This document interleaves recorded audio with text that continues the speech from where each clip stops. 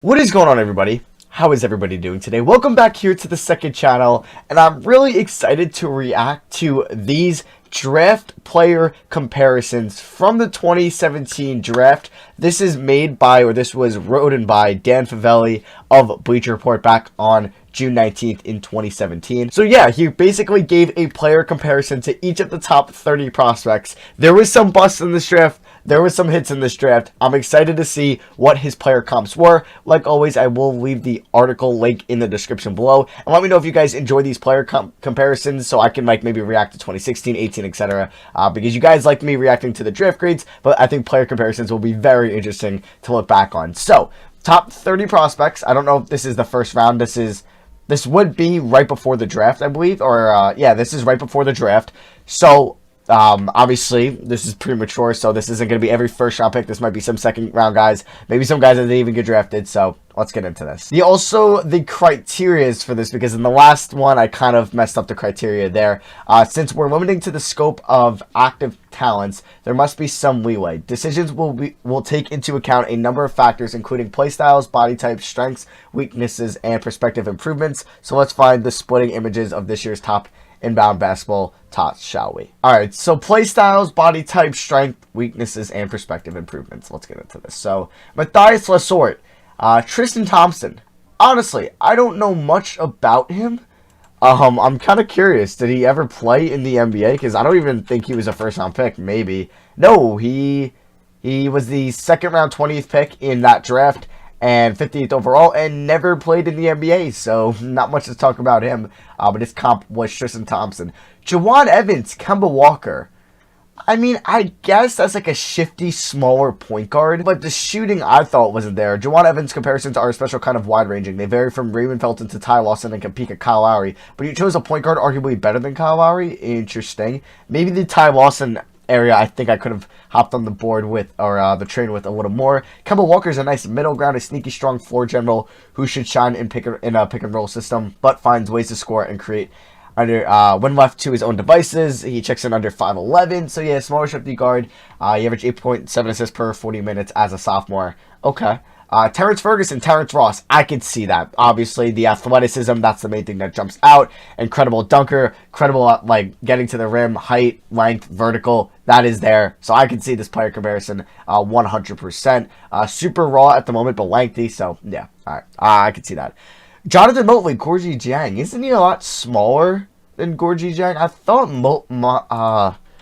Motley was, I know people say he was also not very good in the NBA. He's 6'8", yeah. And isn't Dang like almost 7 foot? I could be wrong there. He's 6'8", and Dang is 6'10", so okay. Okay, Jonathan Motley has the type of game that'll catch more than a few peeps off guard. He isn't the most coordinated offensive player, but he'll eke out efficient possessions with his back to the basket and dish passes in stationary positions or while on the move. Alright, I mean, I'm not going to boast over or complain about a Gorgie Jiang comparison here with Jonathan Motley. I just don't really see the player, size-wise and just kind of look-wise. Bam Adebayo to Ed Davis. Okay. Obviously, he turned into a better player than Ed Davis, probably already. And Ed Davis was also another lottery pick. So, Bam, good rebounder coming out of college, definitely. That was one of Ed Davis's big that was definitely his main strength also coming out of college. At this point, Adebayo's offensive game is unrefined, doing most of his damage around the basket. Okay, where he finished 66% of his attempts, according to Synergy Sports Technology. He has good hands and is very quick off 2 feet, where he looks to dunk every shot possible. All right, I can live with that comparison. Maybe it could be a little bit better than that. Maybe it could have been like a Rudy Gobert, or it could have been a Karl-Anthony Towns without a jump shot, or Kristaps without a jump shot, due to Bam being a really good ball handler and definitely a better ball handler for a big than Ed Davis. So, alright, not a horrible comparison, but not a great one either, I would say. Jordan Bell, Kenneth Faried. I remember after Jordan Bell's rookie year, a lot of people were like, wow, the Warriors got a steal, a potential starter on a championship team for them. He could play alongside Draymond, and he just didn't end up on that team a couple years later. I think Kenneth Faried, alright, a guy that isn't going to do much offensively with the ball in his hands. He really can't create his own shot, obviously. He can't shoot the ball. He's a good inside scoring big. Defense isn't great, but plays with a high motor, at least when he wants to. Alright, I could live with that comparison. Isaiah Hartenstein, Brook Lopez, alright. This was 2017, so Brook Lopez was not the shooter he is now. So I really don't get this whatsoever. I guess they thought he could be a lengthy rim protector. But I guess Brook wasn't as good as a rim protector at this time as he's now. Okay, so this is an ambitious poster board for Isaiah Hardenstein. Brook Lopez is longer, has forgotten more about low post and face-up scoring than Hardenstein, will learn, and blends finesse with an air of imposition that you probably can't teach. Okay, I don't know. Maybe. I thought he's definitely like a weaker Brook Lopez, I would say. And he has the Craig Monroe-esque quick. I mean, if you watch Hardenstein play now, the dude is not very good at basketball, so I don't know if that is really fair. OG Anunoby, Jeremy Grant. Probably already a better player than Jeremy Grant.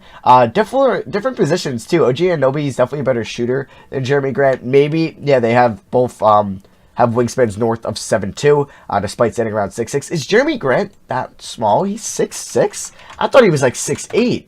He is 6'8", unless he grew. And how tall is OG? Is OG 6'8", too? He's 6'7". All right, so very similar in size. Interesting. Okay, I can see the athleticism. OG definitely a better shooter. Definitely, I think, a better player with the ball in his hands. But I could see, based off player size, kind of what they look like. I guess I could see that. Positional size, okay. This is actually, I think, a pretty good comparison. Derek White to Gary Harris. Both solid defenders. Actually, both really good defenders, I would say, personally. Both are kind of good shooters, but inconsistent. At least, I think White has been a little more consistent over the last 2 years than Gary Harris. But I do like that. Good cutters, good slashers, finishers inside. I could see that. I wouldn't say Gary Harris is a dangerous shooter, but maybe this was also 2 years ago, so I'm not going to knock on that. So I actually do like this player comp a lot. I do like the Gary Harris and Derek White one. TJ Leaf to Nemanja Bjelica. TJ Leaf, I think, is one of the worst power forwards in the league. Bjelica is known for, obviously, his outside shooting, for him being a 4, and TJ Leaf has shot 43% from 3 in his rookie year, but you can see he is not very good whatsoever. He went 18 for 42 in his rookie year, 8 for 31 in his sophomore year, and then only took 14 in his third year. I don't really see that, okay. Getting compared to Nemanja Bjelica is not an insult to TJ Leaf's ceiling. This might be an insult to Bjelica. This might be coming back on this, so let's not spend too much time on TJ Leaf. Jared Allen to Ian Mahinmi. I would say right now Jared Allen has already peaked better than, or has already had a better season than Ian Mahinmi's peak in his career. Mahinmi did have that 1 year in Indiana where then he ended up getting paid by Washington, right? Mahinmi got $16 million a year for averaging 9 points and 7 rebounds. The summer of 2016. But yeah, I could see that. Rebounding center, can't do much outside of that, can be a solid rim protector. I think Allen's already better than Ian Mahinmi, definitely. I just paused next to Donatas Montagines. Okay, sorry, I butchered that. Okay, neither of these two players have done much in the NBA or probably will do much in the NBA, so I don't want to spend too much time on that one. Harry Giles to Bobby Portis. Not the shooting. Bobby Portis isn't a great shooter, but definitely a better shooter than Harry Giles. Obviously, Harry Giles, he was like the #1 high school recruit coming out, or one of the top high school recruits coming into Duke. Tore his ACL, or he tore his ACL in both knees. Tearing ACL in both knees. That just sucks, man. So maybe that kind of derailed him, but he's a monster. Physical tools, 6'11" size, 7'3" wingspan, athleticism have always powered his production and upside, but at this stage of his development, he isn't polished enough to play anything more than a secondary or energizer role in this particular offense. Alright, that's basically what Bobby Portis is, so that's a fair player comparison. Ike Anigbogu to DeAndre Jordan. Didn't think he was that good of a rebounder, that physical inside. He also was like the youngest NBA player in the league when he was drafted. He was still like, I think almost 19, or he was just 19, so he was incredibly young.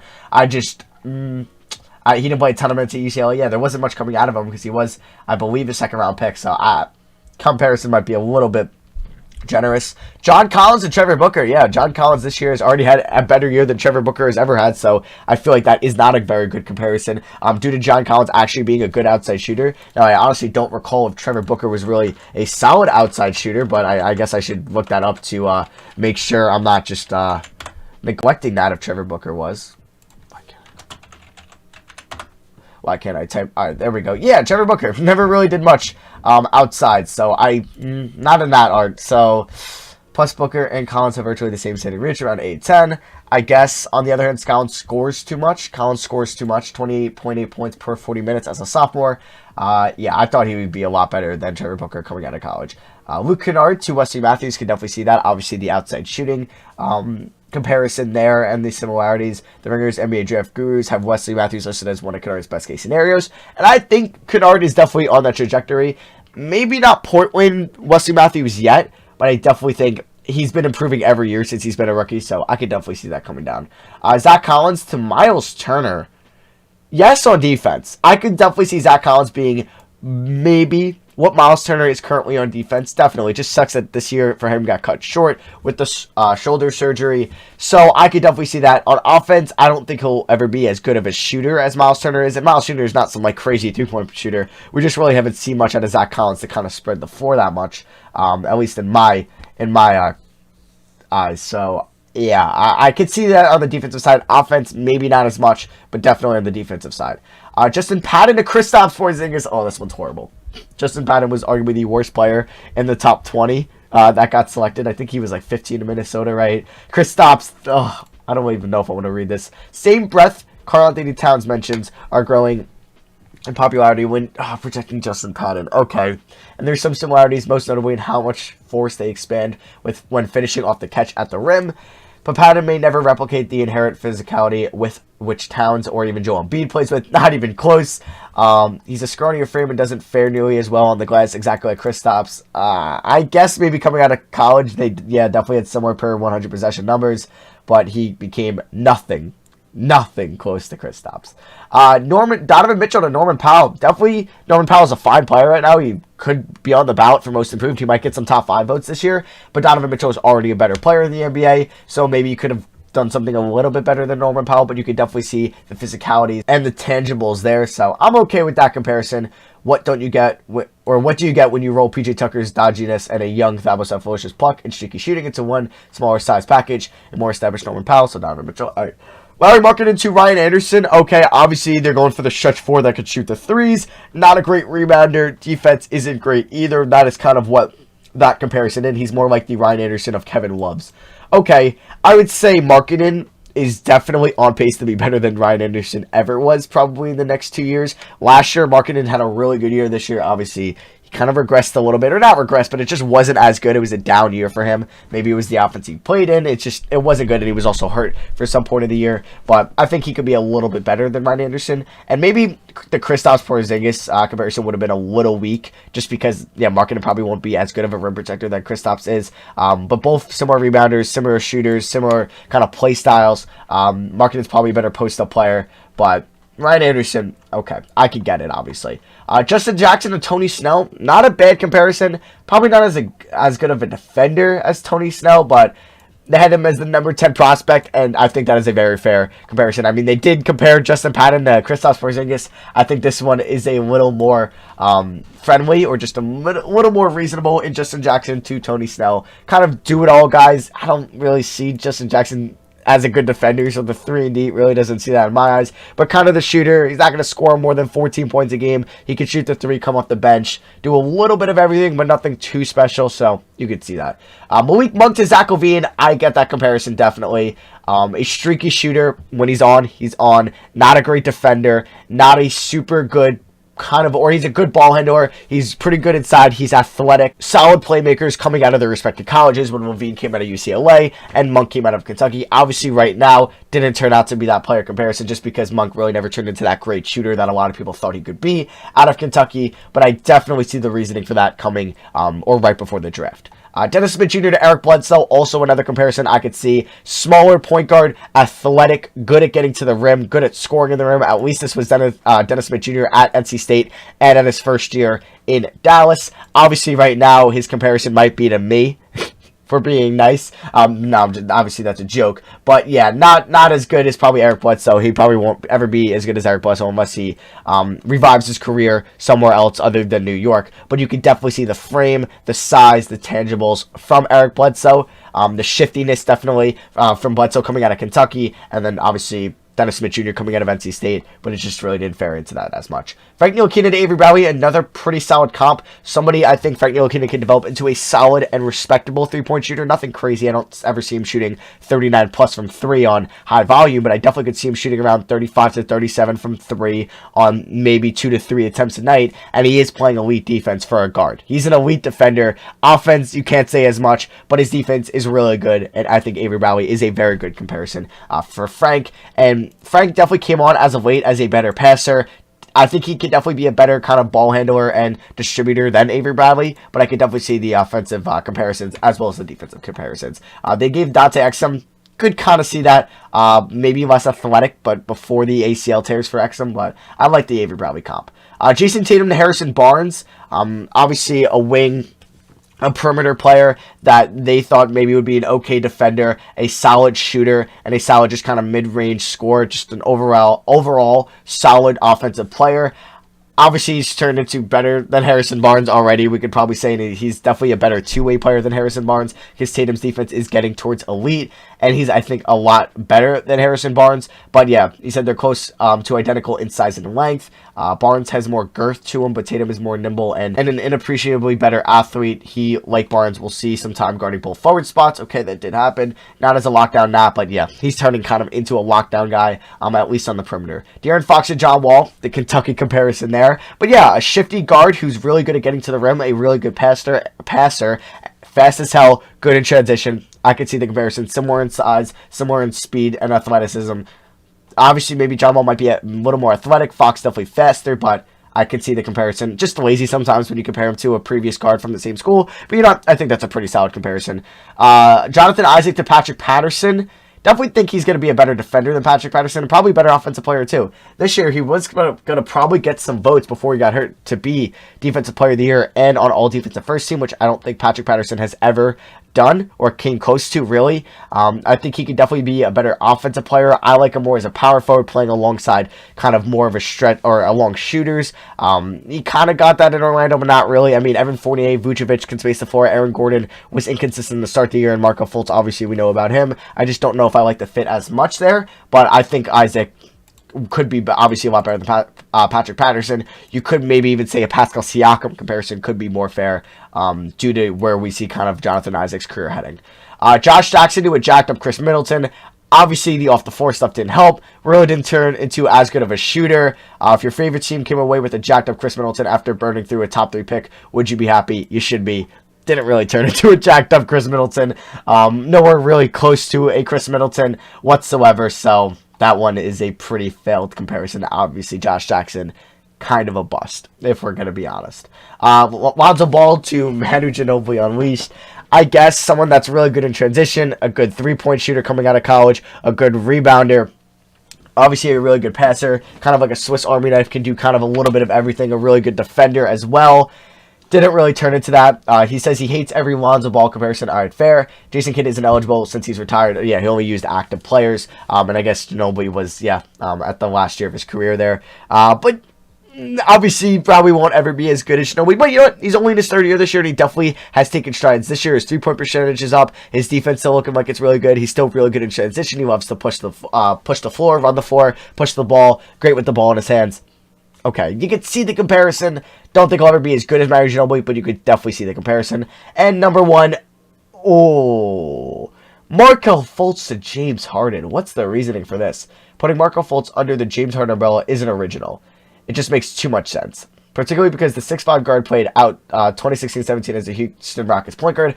Obviously, Harden, high usage guy, loves to shoot the ball, and obviously Markelle Fultz, maybe pre-injury. Like, I do want to see his three-point percentage stuff at Washington. So in 2017, Markelle Fultz did shoot 41% from 3 on 5 attempts. So before the whole shoulder incident, what was it, the ROS, something OS, the surgery he had, really hurt his career. So you can kind of see the comparison because he was phenomenal at Washington. And people say he shouldn't have been the first round pick. He was phenomenal there. So I don't know. I didn't really think he was going to be as good of a scorer as James Harden. Maybe if you wanted to say like a John Wall, maybe like an Eric Bledsoe, or maybe a little bit better than Eric Bledsoe, like a Kemba Walker. I could kind of see that. If we're going the frame, okay, the 6'5 guard, sure, we can get that. Dwayne Wade comparison when looking at on-ball tactics. All right, I didn't think maybe that Fultz would be as good of a defender, but it's definitely an interesting comparison, obviously, because before all the injuries in Philly, Fultz was a very solid shooter, or a pretty good shooter at Washington University. So you can kind of say that's a fair comparison, but it didn't really turn out to be anything like that. So yeah, that is going to be for me. Hope you guys did enjoy my reaction to the 2017 top 30 prospect player comparisons. If you guys did enjoy, don't forget to drop a thumbs up and let me know in the comments if you guys want to see these with other drafts. I also thought of an idea of reacting to ESPN's high school recruits from certain years. Like if we look at the 2015 class, we can kind of see where Cat, D'Angelo Russell, Devin Booker, where they ranked as high school recruits going into college. See if they were really low, really high. We can do that with a certain amount of drafts. We can even do that in like 2008, 2009. That would be fun. So let me know if you guys want to see more of these, and then if you want to see those in the comment section below. But yeah, that is going to be it for me. Thank you all for watching. I love you guys, and I'll see you guys next video. Peace.